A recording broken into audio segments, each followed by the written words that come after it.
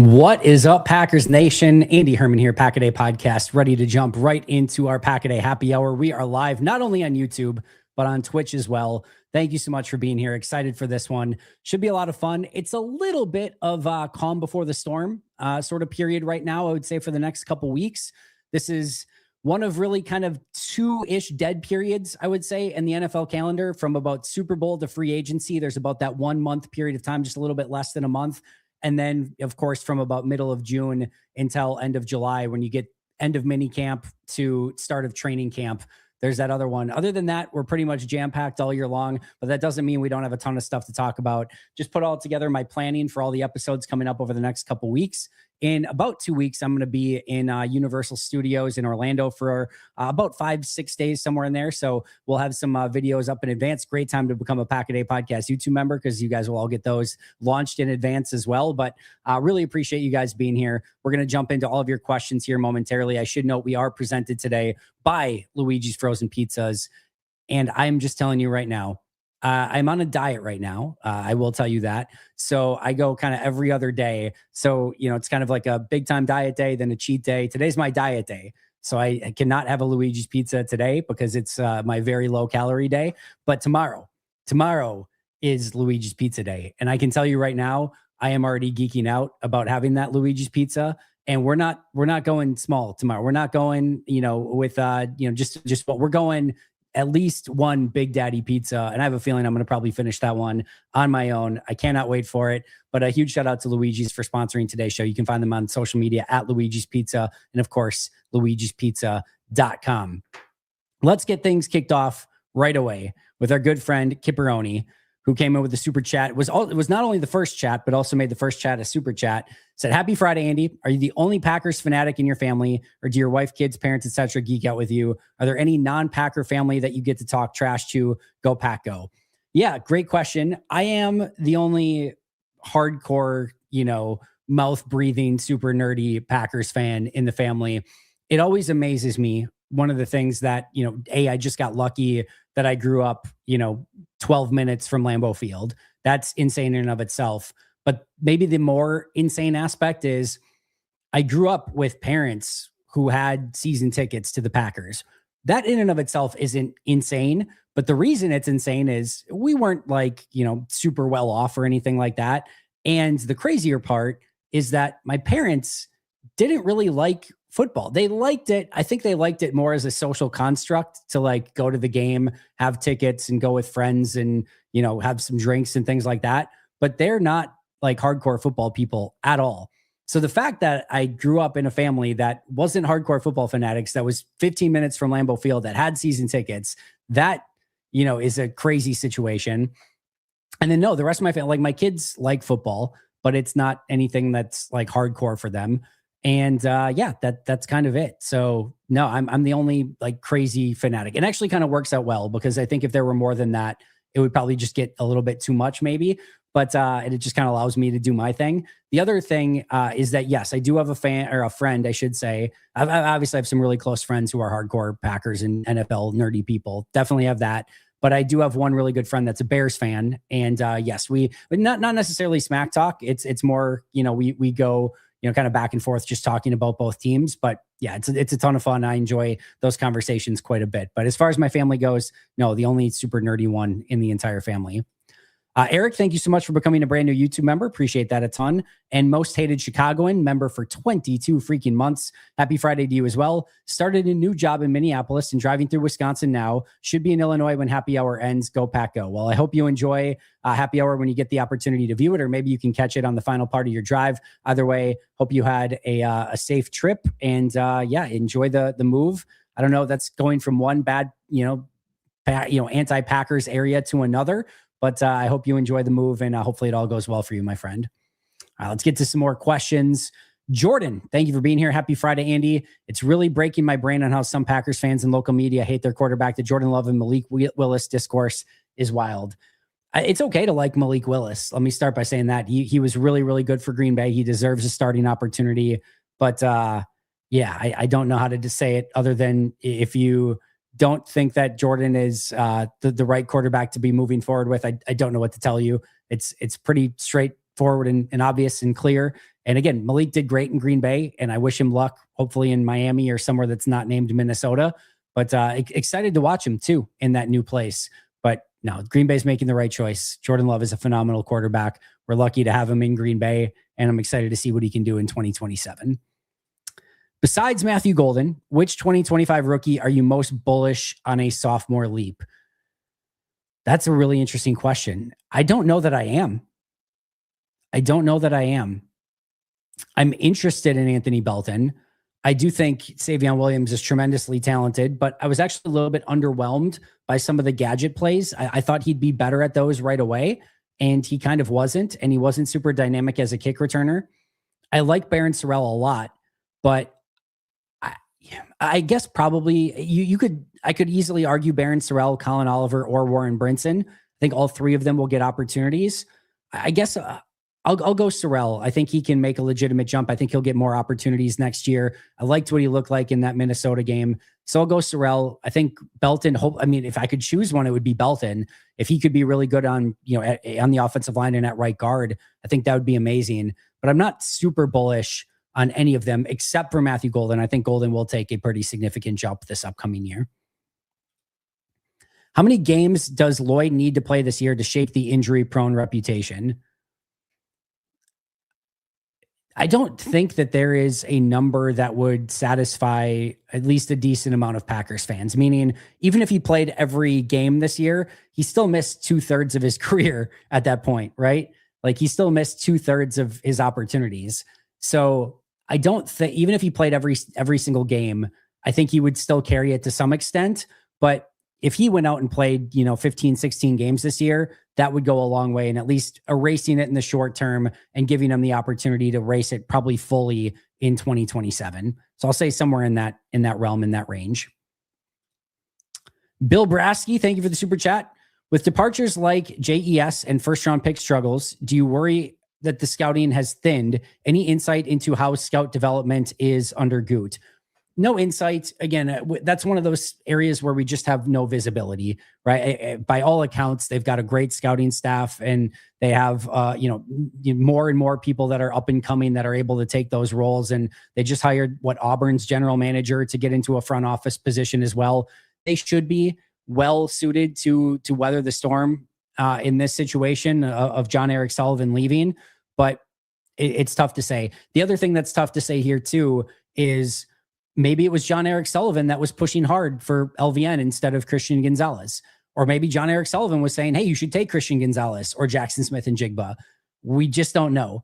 Maybe John Eric Sullivan was the one who was the highest on Jordan Love. Or maybe he told Goody to stay the heck away from Jordan Love and take T. Higgins or take somebody else that ended up busting out of the league, like a Jeff Gladney or a Isaiah. Who is the Isaiah? Man, I can't remember his name now. I almost said Isaiah Simmons, but that's not it. But either way, you get my point. We just don't know. We just don't know, ultimately who was saying what in the draft room, or, giving the advice to take or not take certain players. And the other thing is every single scout's going to have some wins and every single scout's going to have some losses. That's just the way of it. You're not going to shoot 100% on this. So even if he was high or low on certain people, it doesn't necessarily mean a whole heck of a lot. These are all scouts that have come up through Green Bay's organization, that have had familiarity with what Goody likes to do, and going back to Ted Thompson and Ron Wolf and train that way. So I would expect that things are going to continue pretty status quo. I wouldn't lose sleep over it, but if you're excited for new ideas, fresh ideas, I think it's going to be probably pretty similar to what we've seen in the past. But I wish I had more visibility. I wish I could give you an answer. I wish there was somebody who could give us an answer, but the only thing we could do is ask Goody about it. And of course, he's going to be very complimentary of the scouts that he has on staff already. So there's no real way to discern it one way or the other. Good question, though. Just wish we could find a way to get a better answer to it. All right. Cheesy Matt. Does Green Bay try to make a trade this offseason for a player at a position of need? Not a Micah type trade, obviously, but maybe for a Sweat, Aubrey, or someone. I don't think they're going to get Aubrey, or somebody to maybe help at edge. I think Goody will be very open to upgrading this team in any way that he can do it. And I think he knows that he's going to have to be creative to do so.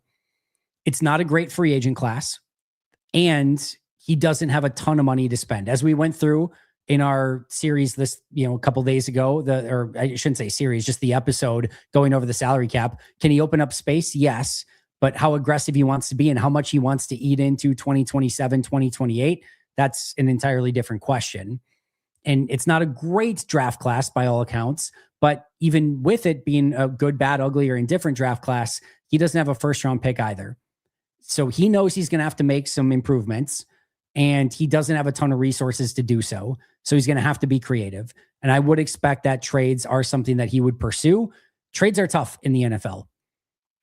It's near impossible to talk about trades in the NFL without, breaking people's minds of one person feels one way about a player and what type of value that they have, and another person feels entirely different of what that player's value is. And it's the same thing in the NFL. Like, ideas range wildly on how valuable a player is. And a lot of times the team that has the player in hand usually values their own player more than what the teams on the outside looking in value that player as. So those can be very difficult negotiations and conversations, but I do expect Gut to be very active in trying to upgrade this team with the limited resources that he has to try to make it so that they're ready to make that Super Bowl run this year. And I would expect that trades would be a part of what he's trying to do. Whether or not he can actually get something accomplished, that is an entirely different story altogether. Cheesy Matt coming in with another. Does the Kraft ACL give you cause for concern, seeing what happened to Big Bob after his? I tend to believe Kraft is just a different tier of player, athlete, and should be fine. Curious your thoughts. Kraft is also younger, which helps. But my larger answer here is you have Zach Tom, Tucker Kraft, Devontae Wyatt, and Micah Parsons all coming off extremely serious injuries. You cannot have really any of those have setbacks, not be available, or just not be themselves. And so that's a really tough line to tread, because you know all four of them coming off of major injuries, and you need all four of them to be at top 100%, at least by the end of the year, right? And that's almost, it feels like a near impossibility. So I'm going to be cautious and nervous and keeping a very close eye on Tucker Kraft, Zach Tom, Micah Parsons, all those guys, Devontae Wyatt, throughout the season to see where they're at. And hopefully all of them recover great. And hopefully they can all stay healthy. Hopefully they can all be 100% of what they were, or maybe even better. But it's something to keep an eye on all throughout this offseason. I understand cross-training, but Green Bay does it too excessively, especially on the offensive line. Green Bay likes everyone to be a jack of all trades, but master of none, and that hurts them in certain instances. It's one of those things where there's advantages and disadvantages, and you have to kind of pick your poison. You don't want to end up in a scenario where, you can't get your best offensive lineman out there because, Jordan Morgan doesn't know how to play a position, or Anthony Belton doesn't know how to play a position. I think for the most part, it benefits them more than it hurts them, but I think there's ways that they can be smarter about it. For example, I think one of the big issues this last offseason wasn't cross-training, but it was the idea that Belton had his primary position at tackle and was cross-training at guard, and Morgan was primarily training at guard and his cross-train position was tackle. I think if you just switch those two things up and focus Morgan at tackle and then cross-train him a little bit at guard, and focus Belton at guard and cross-train him a little bit at tackle, I think that would have helped a ton of different things. So I think it's important that you figure out their core position first and try to get them maybe not mastered, but really understanding how to play that position at a high enough level, and then sprinkle in some cross training at another position so that they're comfortable with it. They know how to do it. They're probably not going to be great at it, but they can fill in a pinch if need be. That's, I think, the big differentiator there. I think they failed at understanding the primary position for both of those players. And once Belton got to guard, he had spent the primary, the majority of his time up until that point practicing tackle. And once Morgan got to tackle, he had spent the majority of his time at that point practicing at guard. You just switch those things up and it probably feels a whole heck of a lot better. So I think it's still important that you do it. I think how much you do it and where you start them at is a different conversation. I think they need to be a little bit better at that. Could you see the Packers going after a tight end early in the draft or in free agency to try to replicate some of the things that the Rams were doing with the 3 tight end sets? I think tight end will be on their wish list. I really do. And the name that I've brought up that I would keep an eye on is Charlie Kolar from the Ravens. Now, I bet Kolar gets a contract similar to Josh Oliver, what he got in Minnesota a couple years ago, which was like $8 million per year, that's a lot. That's a lot for a number 2 blocking type tight end. But Oliver was really good at that particular role. Whether or not that was still an overpay, you could argue one way or the other. But if Green Bay could find something like that at a little bit more of a cheap cost, or find somebody in the draft, I don't think probably day 2 is on the table for tight end, but 4th, 5th round, absolutely. I think they would consider it. And we know Green Bay is going to look at best player available.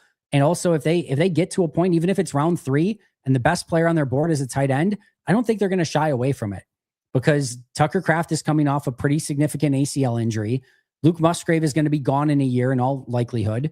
And you don't really have anybody else that's up and coming or ready to take Musgrave's spot. And you can easily have a competition with Luke Musgrave for tight end 2 right now. He does not own that position, in my opinion, nor did he last year. So yeah, I will say if there's a tight end that they like, they could easily target it either in free agency or the draft, especially if there's one that's released. But I would expect them to try to find somebody that can maybe upgrade that a little bit. Whether or not that means, I don't know that it's necessarily in like a 3 tight end set, but I bet they'd like to run more 2 tight end sets this year with Tucker Kraft and another tight end that can actually go out there and block effectively to make it so that it's a true tight end set and not that they're just treating your tight ends like wide receivers anyway.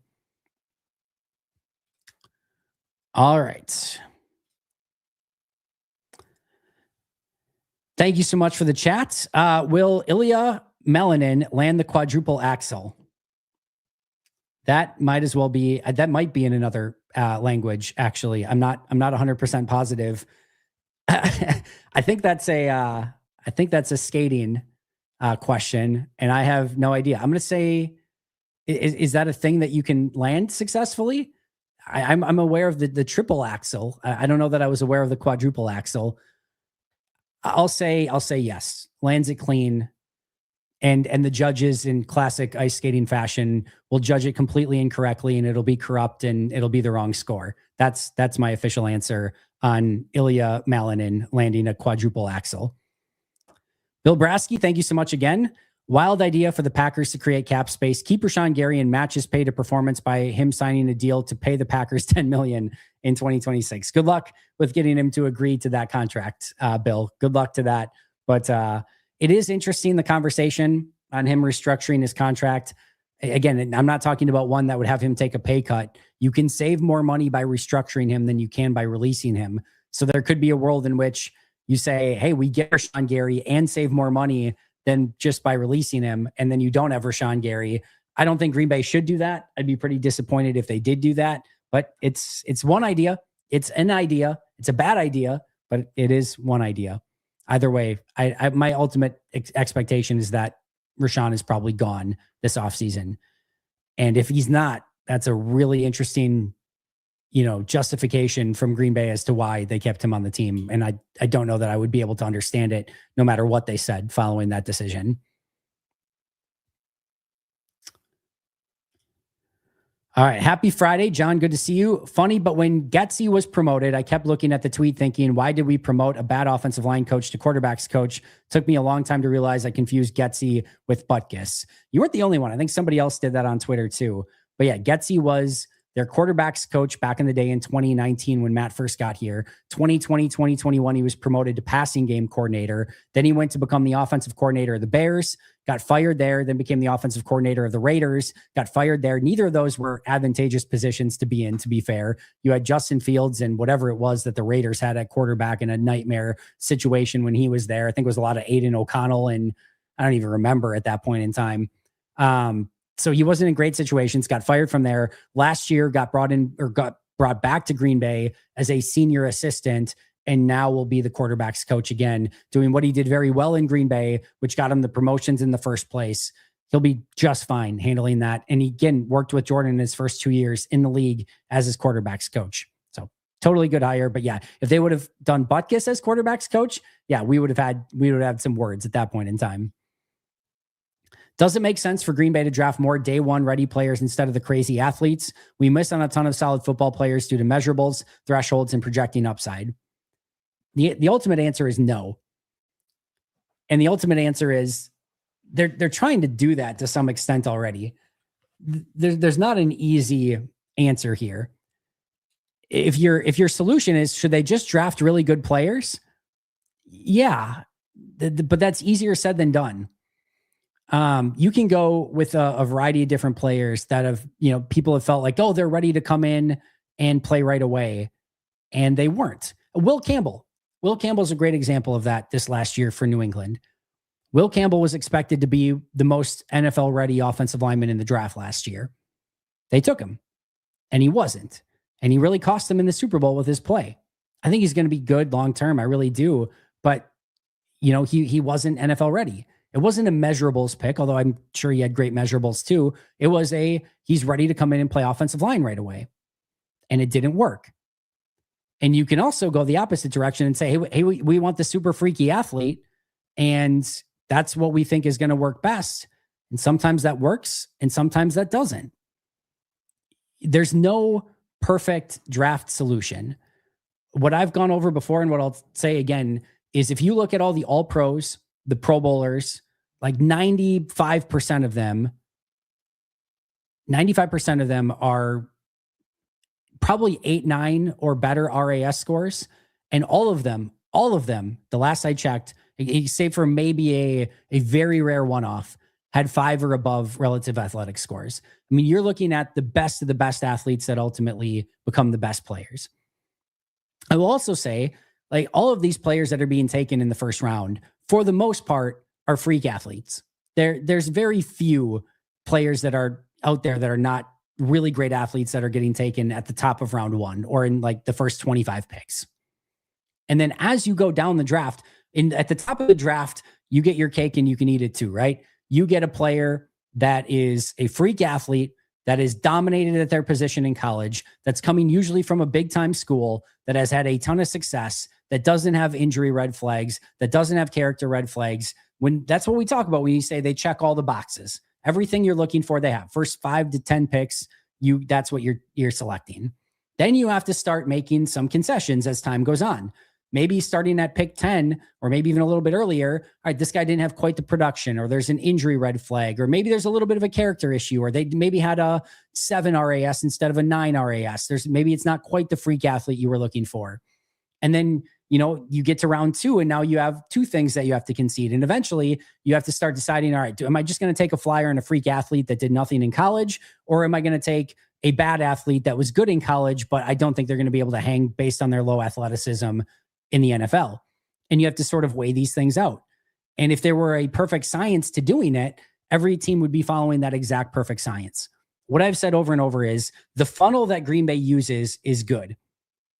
You want to get to those really amazing athletes, and you really want to be able to choose the right ones, or to like get the ones that are ultimately going to be becoming, Pro Bowlers and all pros. You don't really want to be making a living out of drafting non-super freak athletes. You want to get the freaks, quite frankly, but you've got to choose the right ones. And that's where Green Bay has failed. They've failed more, in my opinion, on the scouting side than they have on the analytics side of building that funnel. And what I mean by that is LVN, Christian Gonzalez, Jackson Smith, and Jigba are all freak athletes. They're all within that funnel. They're all hitting all the thresholds that Green Bay looks for at their specific positions. Green Bay took LVN over Gonzalez and over JSN, and that was a mistake. That was their preference based on 3 elite players at their given position. They probably went with the position that was the most premium in their mind, which was defensive end, edge rusher, pass rusher. And they ultimately failed, and they passed up on 2 better players that were also in that same funnel. The same thing goes for Josh Myers, Creed Humphrey. Josh Myers was in the same funnel, as was Creed Humphrey. They failed on their evaluation, not because of wanting the freak athlete. They were both freak athletes, both of them. But they failed on their evaluation and thought that Myers was going to be better than Creed Humphrey. That's a fail on the scouting standpoint, not on the we want freak athlete standpoint. I like the funnel. I want them to continue to draft high-end elite athletes. And it gets you players, by the way, too, like Edgerrin Cooper, who wasn't maybe quite ready, that needed some seasoning, but was a super freaky linebacker coming out of college. That worked out pretty well for them. And there's others, too, that we could obviously go over as well. So Tucker Kraft, another example. Christian Watson, another example. So I don't think they need to change the funnel. I just think they need to be better in their evaluations and find ways to get that better player, which is, of course, the name of the game and easier said than done. And if they were a perfect way to do it, everyone would be doing the exact same thing.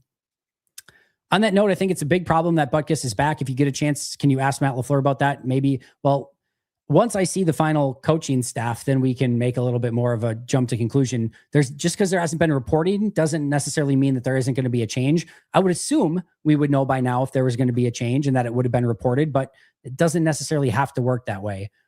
I would assume he's going to be back, but until we get a final note as to whether or not what that coaching staff looks like, for now, it's tough to ask him the question of, why is Luke Butkus back when we don't even know for sure if Luke Butkus is back. So we'll have to kind of wait and see a little bit. Last offseason, Bo Melton learned to play corner. Very impressive. Do you think Rich could ask him to learn punt returner this offseason and self-punt returner that way? I'm going to say no, just because I think if they thought that was a viable solution, they definitely would have tried it by now. They've tried everything, that they could think of, and it hasn't worked. So I don't know if they don't feel comfortable with him catching it, that the muffs are going to be an issue or what it is, but they clearly do not think that he can return punts. And I would assume that there's probably a reason for that. If the Packers bring back Josh Wiley and sign Mercedes Lewis, their tight end room would be the greatest of all time name room at any position on any team ever. Wiley, Mercedes, Kraft, Musgrave, be all right. I mean, they do have Drake Dabney, McAllen Castles. McAllen Castles is a great name. That's a phenomenal name. Messiah Swinson. They've got some pretty good names in there already. In your needs show, you talked about Glover at guard. I thought he was more of a tackle. Do you think they're still figuring it out? Where does he line up? He lined up everywhere in camp. He lined up, not everywhere. He didn't do center, but they've used him at both guard and tackle in the last 2 years. So I think they feel like he can do both. And I don't know that they have a feel yet of where his end position is. So he can do tackle or guard, or at least theoretically can do tackle or guard at this point. Where he ends up remains to be seen. One concern at linebacker, Cooper is more of a will, and usually the Mike as the green dot. Do you think he could do that? I think so, but I don't know the answer to that. The other, possibility is if it's McDuffie out there with him, I would expect McDuffie to have the green dot just because he's used to that and he's done it in the past. But that's a really good question. I think he could, but I don't know. It's been something where you don't want him thinking a ton, meaning you kind of want him to have his assignment and go. I don't know if you want to put him on that, put that on his plate, which could be, again, a reason why maybe they have interest in Quay or why maybe McDuffie could be out there a little bit more. Those are going to be interesting offseason developments depending on what happens at the linebacker position. Can Cooper play as a single linebacker in penny fronts, or can he kick down to edge in penny fronts instead?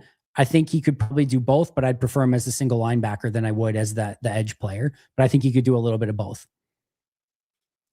What is the core identity of this Packers team losing close games at the end of the year? I say kind of in jest. I don't think they have one. I think it's a problem, and I think they need to kind of figure that out. I shouldn't say that. Their identity is explosives. They are very, very good at generating explosives and very, very good at not allowing explosives.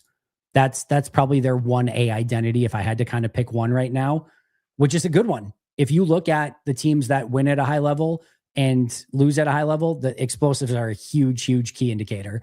It's not quite turnovers, but explosive plays is right up there in one that you could control to be a winning team in the NFL. So it's a good one, but I think they need a little bit more than that. I don't think that can be their core identity. I don't think that can be the only thing. They should continue to want to be very good at that, and it's great that they are, but I think there's just something a little bit missing, to be honest. If we have to pay Hobbs $5 or $5 million, I'm assuming you mean, for a seventh, I say no. Instead, take $2 million and sign 4 or 5 of the best UDFAs. You'll probably come out ahead of a seventh rather than cut him even at a 6. Not sure I like that. Just depends on if you plan on, what you kind of plan on doing with him. If you have to eat $5 million and you can give that, get that up to like a 5th round pick, then I think it's probably worth it a little bit more. My guess is they're probably more deciding between just keeping him or releasing him outright. I think those are the 2 most likely scenarios.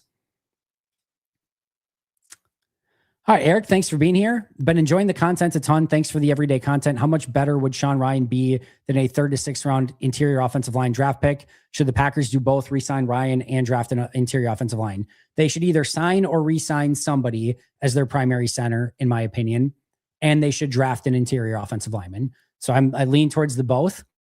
As far as your first question, well, let me ask you this. what's better, Sean Ryan right now or Sean Ryan as a rookie when he was a 3rd round pick? It's not even close. It's Sean Ryan right now. What's better, Sean Ryan right now or Jacob Monk? Jacob Monk was just a 5th round pick a couple of years ago. It's not even close. It's Sean Ryan right now. So the odds that you're going to pick a 3rd to 5th round interior offensive lineman that can come in and play right away and that you feel confident as your starter, can it happen? Yes. I mean, Corey Linsley was a 6th round pick and he came in right away and played pretty darn well. But those situations are few and far between. It doesn't normally happen that way. So I would lean towards the both part of your answer and either bringing back Ryan or picking up somebody else as a veteran stopgap who can do it, and then drafting somebody who can hopefully potentially do it for you a little bit better, or at least at a high level down the road. Happy Friday, Andy. If Linderbaum is really available in the 17 million range, that's a no-brainer to be in the convo. Yes, it won't be that low. I will be stunned. I will be stunned if he goes for under 20, and I think it'll be closer to 23, 24, 25. I will be stunned. I've been stunned before.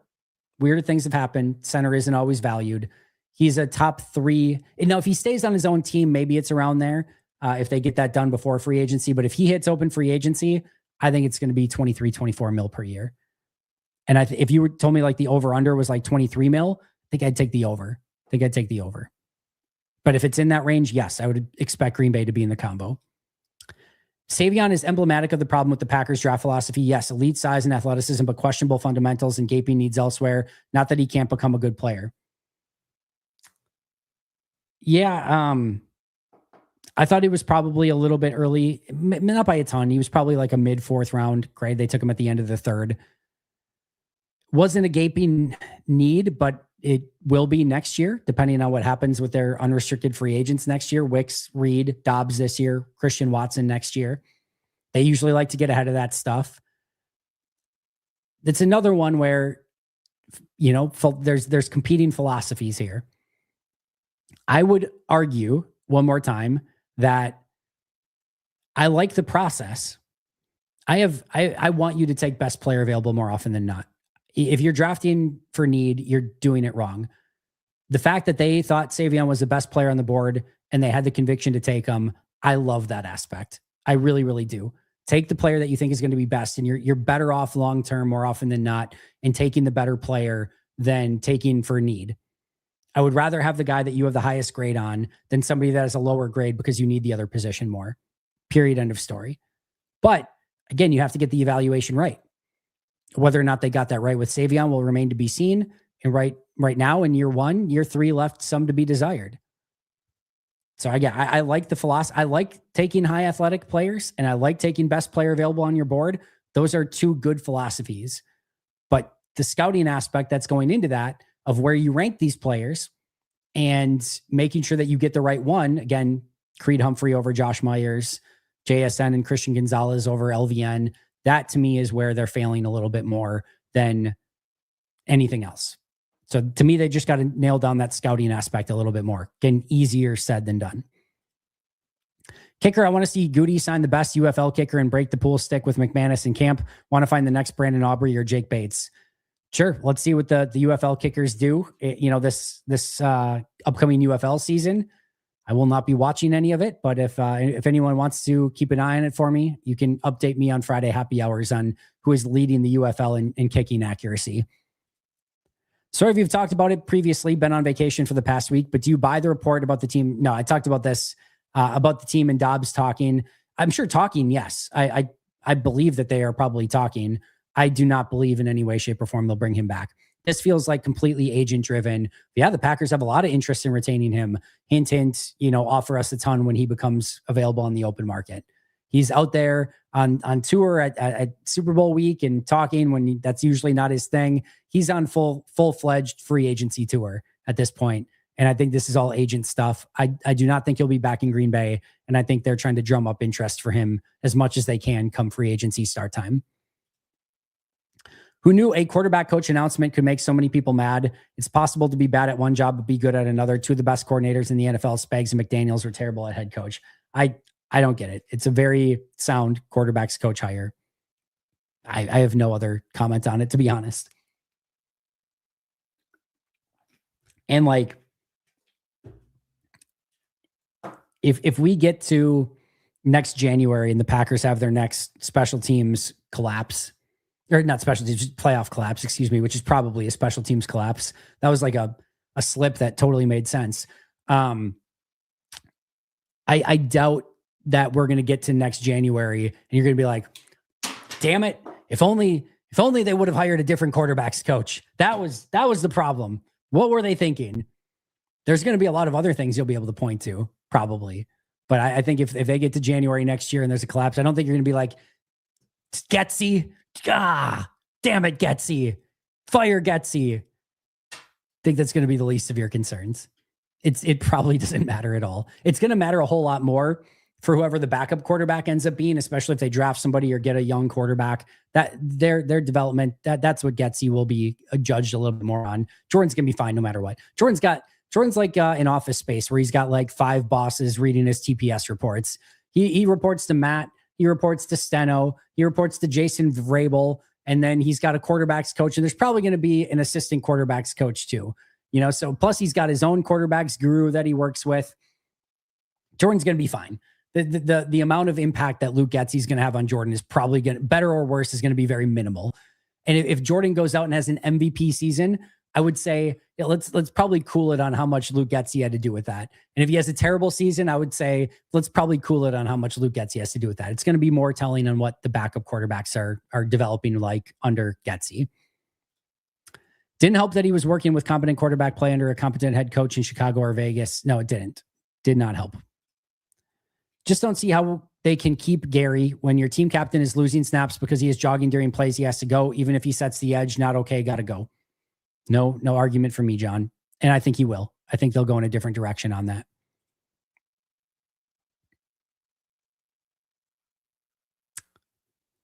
All right. Mr. Munchies. Andy loved Dunker, Slaughter, and Rutledge in the draft. What's your thoughts on them and chance Green Bay goes for them? And realistic, we bring in a free agent quarterback like Jalen Watson.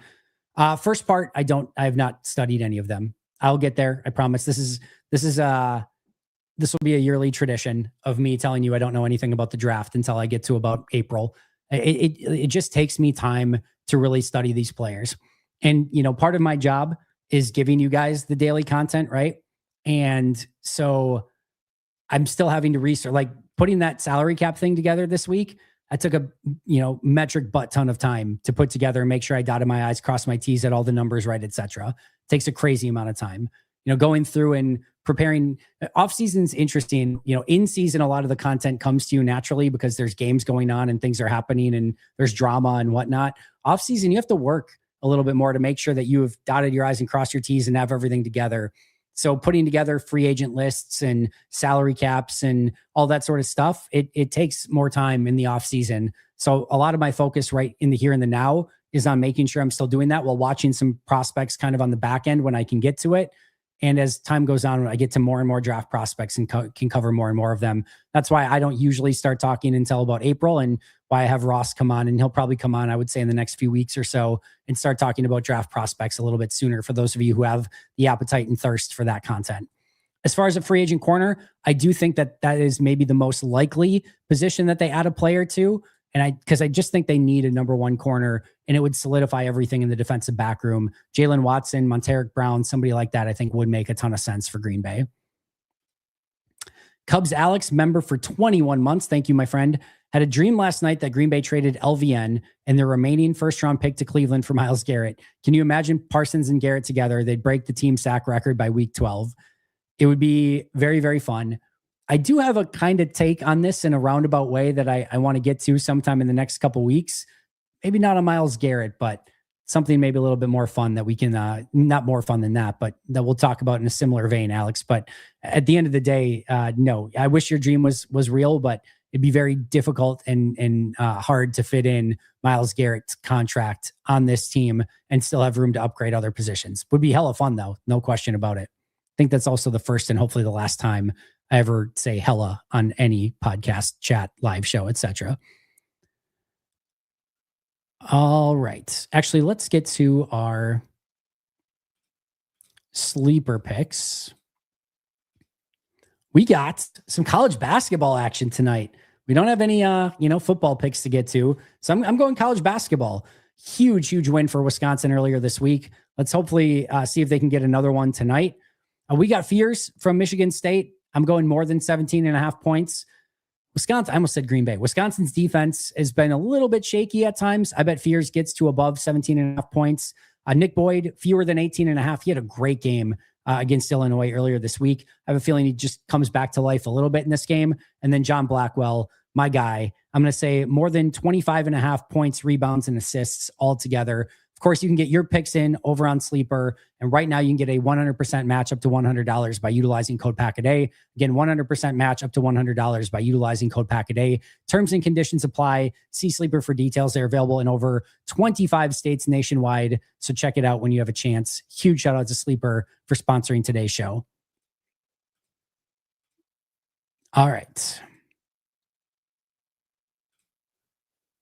Let's get back to where we were. Isaiah Wilson was the name for whoever posted that. Thank you very much. Appreciate you having my back. Sorry for losing my spot here. Man, all right. Talked about Gary. All right. How about the Pack pursuing Rasheem Shaheed to help fix special teams? He fits the dual purpose wide receiver Green Bay craves. Kyle Pitts to the team with Tucker and give us a kind of formidable duo New England once unleashed. I would be a pretty hard pass on both of those if I'm being honest, Invincible. I think Pitts has the name value, but I don't think he is actually somebody that helps you a ton. He'd be fun. Don't get me wrong. And I think Matt would find fun ways to utilize him. I need a number 2 tight end who can block more. And Pitts is not that. I need somebody who can come in and actually provide some run blocking ability. Otherwise, they're just going to treat Pitts as a wide receiver, and you already have enough of those. I don't need another pass catcher. I need somebody who can be a dual threat at tight end as both a blocker and a little bit of a receiver. I would honestly probably rather have Charlie Kohler than Kyle Pitts for that exact reason. Rasheem Shaheed, I love Shaheed. He's a really fun returner, and that would be awesome for Green Bay. He's going to make enough money where you're just going to have to put, he's going to make, I bet, over 10 mil per year. And that's just not where I want the money put into. I think you can find returners in other ways. I think they need to do that. But to put that money into wide receiver, I would rather utilize it elsewhere. So it's another, again, would he be fun on the team as a returner and as a speedy receiver? Sure. Could they find ways to utilize him? Absolutely. But I just think with limited resources, you're better off utilizing that money elsewhere to upgrade some other positions that are really of more dire need on offensive line, defensive line, and that corner specifically. Khalil Mack to 8 in the pass rush, assuming they show up defensive tackle. Calais Campbell would fit the bill. Nothing wrong in dreaming. I do think both of those would be fun players. Whether or not Green Bay would entertain them at their respective ages, that's a totally different story. But Campbell can still help you for about 400 snaps a year on the defensive line, which is perfect. And I do think Mack would be a really nice piece to kind of come in and fill in more of a pass rush specialist role, and especially to fill in for Micah while Micah's out those first 4 games. If you could get him on a 1-year deal that was mostly reasonable, even though I still think he goes for a decent amount of money, I would be more than willing to add him to the roster. If Gannon's play schemes are as successful at creating turnovers as they were in Philly, maybe he can make do with some of the guys that haven't really showed out.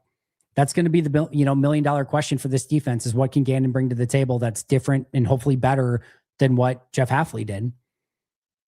I'm intrigued. I really am. I think Gannon's going to have some unique ideas, whether those unique ideas pay off into successful defense and being able to get turnovers, create turnovers, and not allow points. Well, that remains to be seen. But I'm intrigued at what he can bring to Green Bay, and I think his time in Philly is a good example of exactly what he can do, and sometimes not even with the best possible solutions on the team. The Packers re-signed Trayvon Diggs. Would that count against the comp pick formula? No. Hot take. If we play Barron Sorrell as a starter, he gets 8+ sacks. I'll take the under, but it wouldn't shock me. It wouldn't shock me, but I would take the under. I'll be interested to see how much money Rashid gets, well under the 20 mil per year. Talked about as my guess. Rashid Walker, I bet he gets 18 to 19 mil per year. I bet it's close. And it wouldn't stun me at all if he got over 20 million. Bad offensive tackles get a ton of money in free agency that are starters. just the nature of the game. We all have Green Bay Packers goggles on, sometimes for better, sometimes for worse. We all think that Green Bay has a set of problems that feel, insurmountable. And there's 25 teams almost every year that are in worse positions than Green Bay. Yeah, there's always a handful of teams lately that have been better, which sucks. And I don't like it. And I wish Green Bay was at the top. But Green Bay is usually somewhere around the 6th, 7th, 8th best team in the league. And they've got to find a way, of course, to get to number one. But there are teams in much worse situations at just about every position than Green Bay. So, we always look upwards. We always look at where we're at and how we get up. And I think few people look at what's below, what's worse. And it gets a lot worse. And Rasheed Walker would be a starting tackle for a lot of teams in this league. And teams are willing to pay for that. I'll pay a lot of money for that. So I bet it's closer to 18, 19 million, but would not be stunned at all if it was 22, 23 million. Is line of demarcation the front runner for Buzz phrase of the offseason already? I don't know. I have plenty of Andyisms that I'm sure are probably also in there. Are there any college programs you're aware of that even try developing fullbacks? It just feels like the NFL is primed for a comeback for them with all the big sets people are running. I think Indiana has a fullback / tight end, if I remember correctly. Again, I'll get there eventually with from a draft standpoint, but yeah, I'm sure some teams are using them, but I watch very little college football until it starts to get to be time to actually scout these players for the draft. So I couldn't tell you which programs are using fullbacks currently.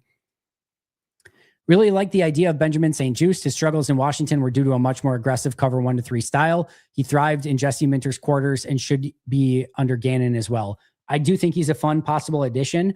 I don't think he should be the answer, but I think if you can get him on the cheap side, he'd be a really fun free agent pickup that just might hit and actually solve some problems for you on the cheap. I would be all in on picking him up on a cheaper deal if you could get it. Would John Franklin Myers provide value in both a 3-4 and a 4-3? Yes. He's a fun player. The money would not work in Green Bay's favor. I just think he's going to be one of the top defensive linemen paid in this year's free agency class. Green Bay's not going to get in on that, I wouldn't think.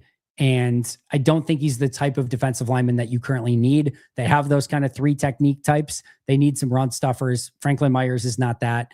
And even overall, as much as I like Franklin Myers in this free agency class, I bet he gets overpaid pretty significantly. And I'm not in love with that. I'll just put it that way. We had 1 total sack from all the defensive tackles not named Wyatt. Inside pass rush is a very underrated need this offseason. I also feel like defensive end, the first quarter of the season, is a big need too. Jesse, I couldn't agree with you more overall in that I do think pass rush, despite, I think Wyatt and Micah coming back are going to help that a lot. LVN being healthy for more of the year is going to help that, but they need more. You can never have enough. They need more. I would not be surprised, no matter how they get it, if Green Bay does invest a little bit more in pass rush, either via the draft or free agency, because I do think it's something that they need to have. We saw Seattle win with pass rush coming in waves. It wasn't just their top 4, right? It was guys that were rotating in and consistently getting pressure. I think the more that you can have those guys, the better. I'm hoping too that guys like Carl Brooks and Warren Brinson, Colin Oliver, Barron Sorrell, those type of players can take steps in developing into that. But right now, it still feels like it's a work in progress. And I'm with you. I think they could use more of it. Yeah, I know. No fun. Not doing the pill. I can't say anything bad in case I need to do an ad read for something like that eventually, right? But no, I have no interest. All natural. And this is very, very normal for me, by the way, is, spring or like beginning of the new year through spring and early summer is usually more diet season for me. And then end of summer and then like football season is a little bit more of, not watching it as closely. Then I get to the end of football season. I'm like, oh, all right, guess it's time to diet again. And I do have a weight that I get to, or if I get to a certain weight, it's an automatic trigger. I'm like, I refuse to go higher than that specific weight. So if I get to that point and I reach it, and it's an immediate, like, all right, time to start dieting. And it just so happens usually that comes right around January where I start getting close to it. I'm like, all right, time to find a diet. And for those wondering, for dieting for me, I have to find a way to trick my mind into making dieting fun. So I have to find unique and stupid ways. I've done every diet you can imagine. I've probably tried it. And so I have to do something different or unique and convince myself of like, oh, that's a new fun way to diet. So my diet this year has been every other day. Like I kind of talked about before. So today, every other day is liquid only. So today is a liquid only diet. So it's not super fun, but I find ways to kind of make it fun. But then tomorrow I get to eat kind of whatever I want. But then the next day it's back to liquid diet only. Now my liquid diet days, I'm usually around like 800 to 1,000 calories. So yeah, I can usually get to a deficit pretty quickly. And I'm not trying to obviously like go crazy on my other day where I'm eating like 5,000 calories or something. So I end up in a calorie deficit pretty easily. And yeah, should hopefully have the weight slipping off in no time. Can't see us doing well going into the draft, needing two starting. Yeah, a lot of starters, maybe a kicker, maybe a halfback. It makes me think re-signing Ryan is one of the most crucial moves. Either re-signing Ryan or bringing in an offensive lineman for sure. To me, it's pretty simple.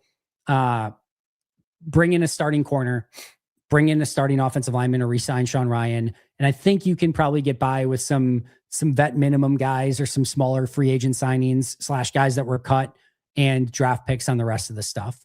That's my kind of take on it. Defensive tackle is going to be the big one. They've got to find a way to get that better. But I would start with a really sound starting offensive lineman and a really good starting corner. And then I think you can find ways to navigate the rest. Remember, you had a hypothetical situation where Green Bay would cut Jacobs and sign Breece. Would you rather have Breece or K9 in that situation? I should have just mentioned at the time, choose your guy. In fact, I almost said it, and I don't know why I didn't. But yeah, if you'd rather have Kenneth Walker than Breece Hall, same conversation. Choose your player that you like more.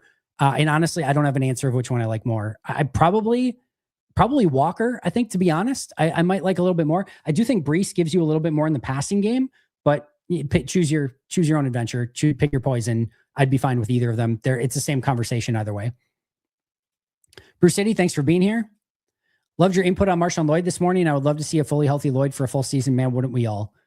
Give me 10 games. Give me 10 games. Give me the contract right now and have me sign it. 10 games of Marshawn Lloyd. I will sign the contract right now. I will gladly take 10 games of Marshawn Lloyd.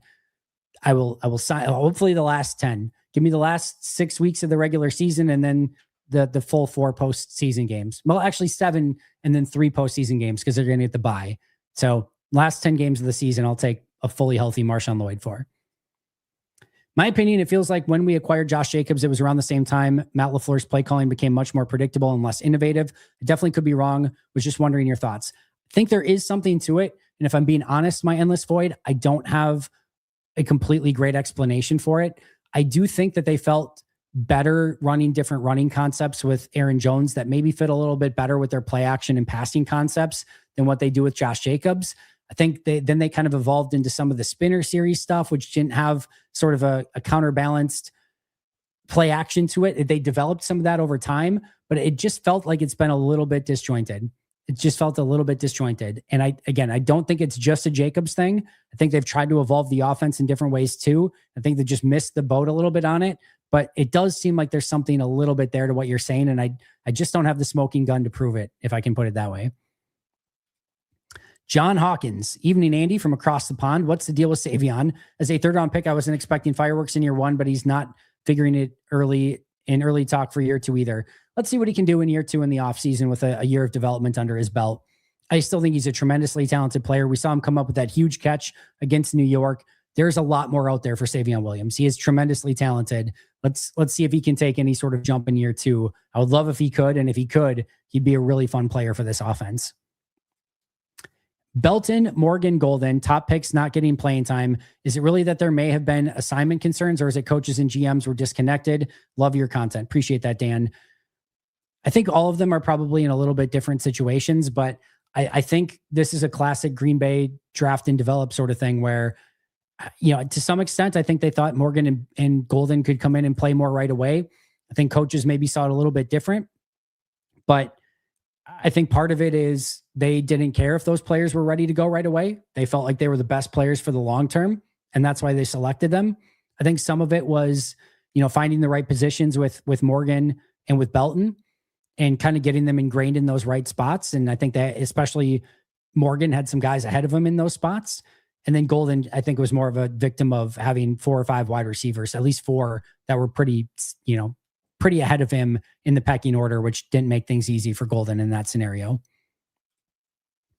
Chris Sims with the Malik or Jordan take. Hopefully it only pumps Malik's stock. What do you think is the fundamental differences between the two?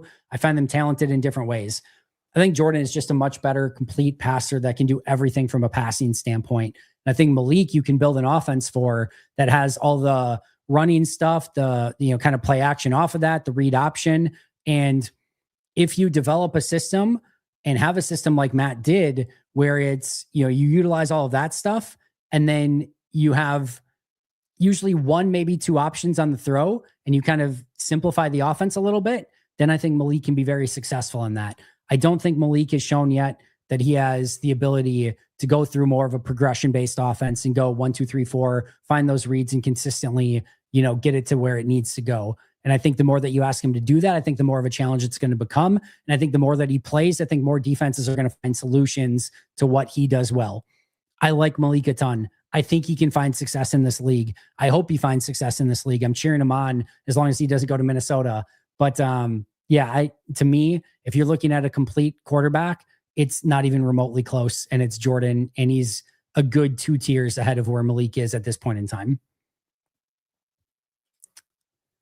All right. Why all of a sudden are all the sports outlets questioning Jordan Love and people going along with saying Willis has a higher upside? Be careful where you get your content from. People need stuff to talk about in the offseason. I am one of those people. I need stuff to talk about in the offseason too. I prefer to do the work. I'm not saying I'm perfect. I'm not saying that there isn't going to be a topic that's maybe a little bit more, fluffy, cushy, or whatever from time to time, just because sometimes it's difficult to think of stuff. But an easy button that you can press anytime you want is just by having a hot take.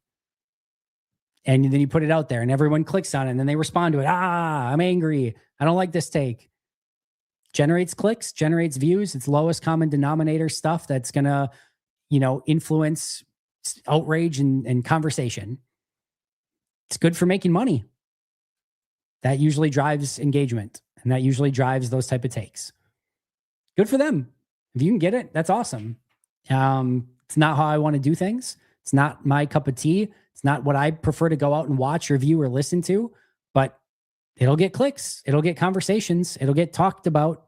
It'll get brought up. So that's why it will always continue to happen. All right. Is there a way the Pack could end up with Crosby or Pickens, given how many players we have leaving this offseason? Great content, sir. Go Pack Go. The short answer is no. Possible? Like, if you said, hey, Goody, you need to, like, if Ed Policy said you need to find a way to get either Max Crosby or George Pickens, or I'm firing you, one of them would be a Packer first day of the league year. Like, is it possible? Yes. Do I think that it is the best way to build the team? No. Do I think that Goody's going to think it's the best way to build the team? No. I do not expect either Max Crosby nor George Pickens to become Green Bay Packers this offseason. We're in 0.01% territory. I think it's less than 0.01. I think we're very much bordering on 0.0% chance for either of those players becoming Green Bay Packers. I'll put Pickens at 0.01 just because there's been a little bit of flirting between Micah and Jordan and Pickens and Kay Adams, etc. But it's not going to happen. There were 3 things you could guarantee happen this offseason. What would they be? Oh man. How lame can I be with this? Can I say that they draft the best player that is still available in the second round, and then they do it twice more in the third and the fourth round? Like, I would say number 1 is they get Stoutland from Philadelphia as the offensive line coach, that they bring him in. That would be number 1. Number 2, they get a cheap deal in a trade for Tavondre Sweat. Number 3, somehow Tyler Linderbaum does go less than $20 million and they sign him. There you go. Most of the world's problem solved. That's not true. You still have corner and defensive tackle as a huge issue, even with those 3, but I'll take those 3. feel like the Packers should bring back Kingsley Enagbare and cut Gary. I know people are talking about restructuring Gary, but 55 was clearly our best outside of Micah. I actually think LVN was better than Enagbare, but I do think that there's a real chance that this happens. I do think Rashawn probably gets cut, and I do think that Enagbare could still end up back in Green Bay depending on what contract he ultimately goes for this offseason. Looks to me like tight end blocking was a big problem as offensive line, sneaky draft need. They need to get better there. I don't know if it's as big of a problem, but they could definitely use an upgrade there for sure. No, it's not likely, but we talked about George Pickens. I do not think there's any chance he ends up in Green Bay. Going to be yelling it into the void that the Pack need a kicker that can hit 50 plus consistently and sometimes 60. It changes the game and it is the modern trend. You can tell Matt LaFleur was afraid to kick. If you can find me a kicker that under 50 yards is like near automatic, I'm still fine with that. I really am. I don't need the 55 yarders, the 60 yarders. I can live with, but they had the worst of all worlds. They couldn't make the under 50s consistently, and you couldn't attend the 55 or attempt the 55 pluses because you didn't have the leg for it. So they just had the worst of all worlds, but they've got to find a way to be better one way or the other. How did I come up with the name Pack-A-Day? I just noticed the logo was a case of beer when you talked about the merch last week. I never got the reference before then. All right. So I had the idea for a Daily Packers podcast. It had been in my mind. I was toying with it, trying to think of ideas. And there was a smoking cessation product that played this commercial over and over and over and over again. There was a lady that was like climbing a mountain of cigarettes and said like, Loretta smoked 20 packs a day or something like that. And in my subconscious, as I was on my computer and hearing this commercial for the billionth time in the back, and I was in my mind recently, I'd been thinking of a Daily Packers podcast. I heard packs a day, and all of a sudden I heard Pack-A-Day. And I'm like, oh my God, Pack-A-Day. That's a Daily Packers podcast. Pack-A-Day. It's a play on the word Pack-A-Day, or, like you smoke a pack a day or whatever. And so that's how the name was ultimately generated, was by a smoking cessation commercial that got played over and over and over again. And that's the genesis of the name. Yeah, so I didn't have better takes on skating. Seems fair to me, but I understand Rashawn saying no. Yeah, Rashawn's definitely going to say no. Didn't we not like Jason Rebrovich? He was hired by the Bills today, and okay, Bills radio, they were saying he's a great hire. Wasn't Rebrovich already with the Bills? Maybe that was before Green Bay. Yeah, he was already with them last year as their assistant defensive lines coach. So I don't know what he got hired to today, but he was already with Buffalo last year. So I don't know the whole context of that, but he was already with Buffalo. My pink stinks. Nice to see you, my friend. We've got a competition between what's the other one? I don't even know. We're good. How much a difference do you think it would make if we re-sign Quay? Oh, it's my balls itch. We got my balls itch and my pink stinks. We've only got the best of the best coming here to Pack-A-Day. How much difference do you think it would make if we re-sign Quay versus just going with McDuffie and Hopper? I think Quay would be slightly better, but not $9 million worth or whatever it would be. If you can get Quay for $7 million or under, maybe $8 million or under, I could see it. Anything more than that, I think it's probably time to go in a different direction. Willing to bet 80% of the people who are upset about the quarterback coach hire don't even grasp what a quarterback coach even does. I know I don't. Obviously the position coach, but it's a weird thing to get upset about for the most part. If you're Goody, would you resign Quay? Again, just talked about it. Completely comes down to the dollars and cents of it. I've always been curious why Jordan gets so much hate, little love in the national media and X when the past 2 years he's been a top 5 to 7 quarterback and an overall great guy. I would die for him. Carson, that's the right attitude to have. But I don't get it either, both nationally and locally and just with the fan base. He deserves much better than what he's got. But hey, maybe that continues to motivate him. And if he can get even better, awesome. I expect him to have a phenomenal 2026 season. And I look forward to watching him play this year. What do you think of all the Bears fans so confident that Williams is better than Love?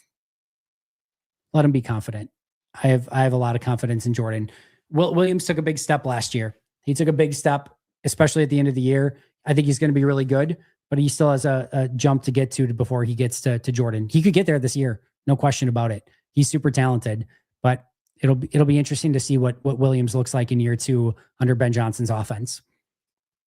Do you think they could possibly draft a day 2 running back? Possible, yes. Likely, no. Day 3, much, much more likely. Do you know if any of our offensive line take part in the offseason camps? I heard that Jordan Morgan works out with AQ Shipley in Arizona at the O-line camp. If so, good to see him trying to improve. I don't know off the top of my head, Andrew. I'd have to look into that a little bit further. Universal over Disney because we did Disney with the kids 2 years ago and we did all the parks. So we're actually going to the 3 Universal parks and we are doing one day at Disney too, which we're probably going to split between Hollywood Studios and Epcot during that day. So, 3 days at the 3 Universal parks and one day at Disney. And again, primarily because we did all the Disney parks last time when we were there a couple of years ago. Pretty much think nothing matters. The deeper they get into the Rodgers era, like cap problems, window closes after this next season.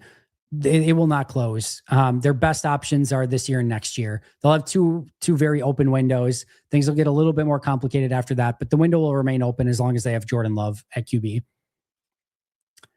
From what you've seen of Marshawn Lloyd in training camp the past couple of years, what would your running back comparison for him be if healthy? Do you think he can be a running back 1 when Jacobs leaves? I don't know that I have a perfect comp for him. He's a very unique back, but I'll just say he's really talented. He reverses directions really well, great cuts, gets between the tackles. What I need to see from him is 2 things: A, staying healthy, and B, holding onto the football, which was a huge problem of his in college. So I just think we need to see it before we can jump to any of those conclusions. I just want to see him play before we, let's see him be the number 3 back before we get to number 1. Andy, this never sat well with me. It seemed like the Packers never believed in Clayton Tune. Why keep a guy you don't believe in on the roster? Wouldn't they have come to that conclusion early? I've talked about that in the past. I said, I don't know why it took until that game to come to that conclusion. I do believe that he probably provided something with his athleticism to the scout team, but they should have been a little bit better prepared for that, to be honest. I think he can do both. I think LVN can play both on the interior, especially on passing downs, can play 3-4 defensive end and 3-4 outside pass rusher. I would expect still that he's primarily a 3-4 outside linebacker and then kicks inside on some obvious passing downs. I can do zero carb. I can't do full, what's the one that's just, I can't do keto. I can't do keto because I don't have a gallbladder. I had to get that removed because I had gallstones. So they say that keto is very bad if you don't have a gallbladder. So I started doing that as one of my diets one time. It was going very well. And then I'm like, I should probably look into this if it's okay to do with no gallbladder. And it wasn't. And so I'm like, all right, I got to stop that and do something different. I do like the way the Bucs are playing. This is very Minnesota Vikings, though, from 2025, where the Vikings were completely useless until they were eliminated from playoff contention. And then they became really good. And when it didn't matter. And, the Farrington show guys joked about that quite a bit. But now it's like the Bucs. It's like, oh, yeah, now that your season's basically wiped away and you're fighting for a play-in spot at most, great. Now you find the opportunity to win games when it's now only hurting your draft stock. Congratulations. But they are playing much better. What do you think about Jacoby Keeney James? Can he be a return specialist? I need to see more, but my guess is probably not. We saw him, return a kick or two. It didn't seem like anything super sexy, but he'll get an opportunity to make the team in camp as a returner / wide receiver. Never too many wonderful pizzas. Never too many. Not Packers related, but have you heard of My Autism Connection? By the way, this is Mary and Corey, members of Mac from Florida. I'm going to be doing a fundraiser for Mac coming up in, I think we decided end of March. So keep an eye out for that. Excited to partner with them and have something towards a very, very good cause. If you could only scout, watch film at one position the rest of your career, what would you choose? It's the off season, I don't know. Have a great weekend. Dylan, I appreciate the question. I don't know that I have a favorite. Probably pass rusher. Pass rusher is probably my favorite to watch. So I would probably choose pass rusher. Believe Willis is a starter and not better than Love. There are 9 to 10 teams that might be looking for a new starting quarterback, but I think it comes down to 3: Cardinals, Dolphins, and Jets. Maybe Browns too, but I think Cardinals and Dolphins are the 2 most likely. Ooh, I almost got to the end. Wow, I didn't think I was going to get to the end today. Apparently, Gary had a lot of pressures last season. How many of those occurred when Micah was on the field? Well, Micah went out in the Denver game. So after the Denver game, he had 4 pressures against Chicago, 3 against Baltimore, 6 in the wild card game against Chicago. So he had 13 in the 3 games following that he played in, which is not bad. Not bad at all. But he didn't have a sack since week 8. And, you know, he didn't have the tackles for loss either. It was like, here's the thing with Rashawn. All right. Rashawn is a good NFL player. There's no two ways around that. I don't need to get into the big debate of it. He's probably actually a little bit underrated for what overall he's brought to the team these last couple of years, maybe slightly so. However, he is nowhere near worth the contract that he's on. And if you're going to have the captaincy on your chest, there's a certain level of play and attitude and everything, demeanor that comes with that. And to me, he hasn't met that moment. So there's two sides of this. If Rashawn Gary was on a $5 million deal, he'd be like, oh my God, this is amazing. Like if Rashawn Gary was initially a 7th round pick and played on primarily good contracts through the course of his career, we all love Rashawn Gary. What an unbelievable pick. How amazing is this? This is awesome. And you feel good about what he can bring to the team. When he's the 12th overall pick and you're making him one of the highest paid players on your team and he's a team captain and that's the way he's playing, it's a totally different connotation. So Rashawn has been solid, fine, good, average, whatever. He was a plus player for me. He was a plus player for PFF. We both graded him in the positive this past year and the year before that, and every year in his career for that matter, I think. But he's not living up to the overall expectations. And if you can't live up to the contract, then you have to do something, and it's time for Green Bay to do something. Green Bay Packers Daily, happy Friday to you as well, my friend. Daryl, good afternoon to you. Happy Friday the 13th. Stay spooky. Right back at you, spooky. There's the possibility that Gary might be productive again with the hybrid 3-4 scheme. I'll let somebody else figure that out, meaning let some other team pick him up in the 3-4. I think everyone needs to go in a different direction here. I think it's better for the team. I think it's better for the player. I think it's better for the fans. You just hit that moment sometimes. And I think Gary and the Packers and the fans have reached that moment where just everyone's probably better off going in a different direction. All right, friends, I got to get out of here. I appreciate you so much for attending Happy Hour today. I hope to see you guys very, very soon. Monday will be members only Q&A. Check out those Pack a Day Podcast YouTube memberships. Episodes coming for you tomorrow and Sunday, and of course Monday and every day, 365 a year. I'll see you guys all very, very soon. Shout out to Sleeper and Luigi's for sponsoring today's show. But until next time, and as always, go Pack Go.